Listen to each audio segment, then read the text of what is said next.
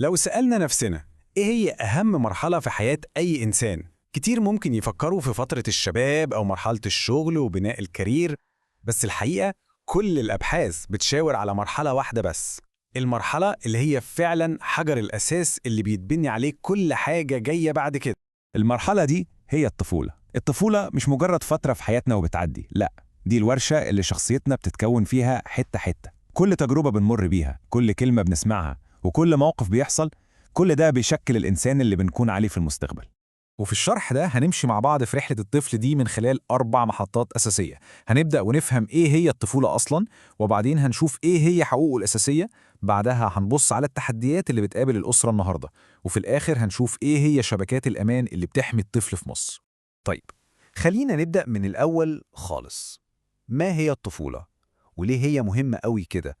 التعريف العلمي بيقول إنها الفترة من الولادة لحد البلوغ، بس الموضوع أعمق من كده بكتير. جوهر المرحلة دي هو إنها فترة اعتماد شبه كامل على الأسرة، مش بس في الأكل والشرب، لأ، الأهم هو الأمان والحب والدفى اللي بيشكلوا وعي الطفل وإحساسه بالعالم.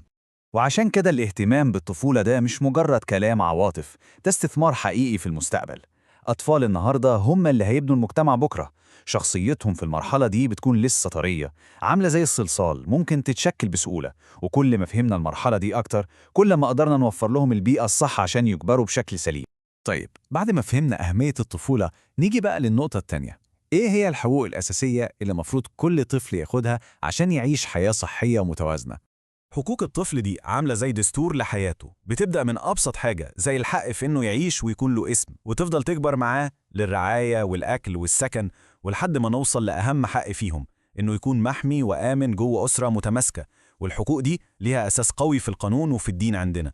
الآية دي بتلخص فلسفة الأسرة بشكل عبقري. كلمة لتسكنوا مش بس معناها بيت وسقس، لأ، دي سكن نفسي، يعني طمأنينة وراحة بال. وكلمتين مودة ورحمة دول هم المعادلة السحرية لأي علاقة صحية.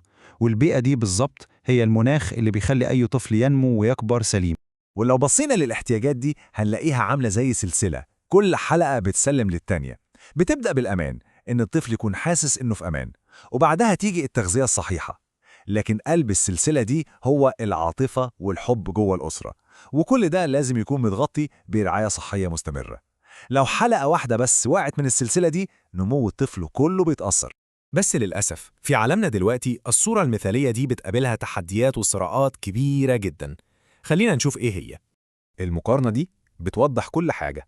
شوفوا الفرق بين بيت فيه حوار وتفاهم، كل واحد بيسمع التاني، وبيت تاني قايم على النقد واللوم والكلام اللي بيجرح. في النوع الأول بتتبني الثقة والأمان، في النوع التاني مفيش غير توتر وصمت، وكل واحد بيعيش في عالم لوحده. طيب، السؤال المهم هنا، إيه السبب في ضعف التواصل ده جوه بيوت كتير النهاردة؟ إيه اللي وصلنا لكده؟ المصادر بتلخص الأسباب في 4 نقط رئيسية. أولاً، في نقص وعي حقيقي بمسؤوليات الحياة الأسرية. ثانياً، فجوة الأجيال اللي بتخلق صراع في الأفكار والقيم.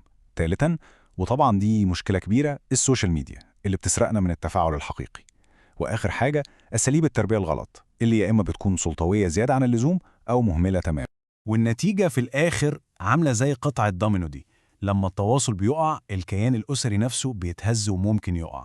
والتأثير مش بيقف عند باب البيت، لأ، ده بيمتد للمجتمع كله، لأن في النهاية الأسرة القوية هي أساس المجتمع القوي.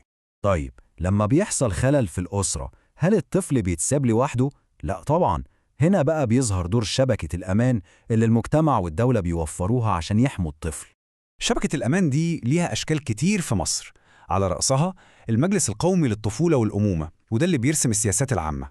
وعلى أرض الواقع في مبادرات زي مشروع الأسر البديلة وقرى الأطفال SOS اللي بتوفر بيت حقيقي للأطفال دول. ده غير طبعا دور الحضانات والمؤسسات اللي بترعى ذوي الاحتياجات الخاصة. خلينا نركز شوية على مشروع الأسرة البديلة، لأن فكرته بسيطة وعميقة في نفس الوقت، وهي إننا نلاقي أسرة حقيقية لطفل فقد أسرته لأي سبب. الهدف مش مجرد توفير مكان يعيش فيه، لأ، الهدف هو توفير بيئة مستقرة ومليانة بالحب. بس طبعا مش أي أسرة ينفع تكون أسرة بديلة. الموضوع له شروط دقيقة جدا. لازم الزوجين يكونوا مصريين ومسلمين، ويكون عندهم نضج أخلاقي واجتماعي. ده غير شروط السن والقدرة على توفير بيئة معيشية كويسة. والأهم من كل ده، موافقتهم على الإشراف والمتابعة من الجهات المسؤولة، عشان نضمن دايما مصلحة الطفل. في النهاية، رحلة الطفل من الإمكانات للحماية هي مسؤولية مشتركة علينا كلنا. بتبدأ من جوه الأسرة وتمتد للمجتمع كله بمؤسساته.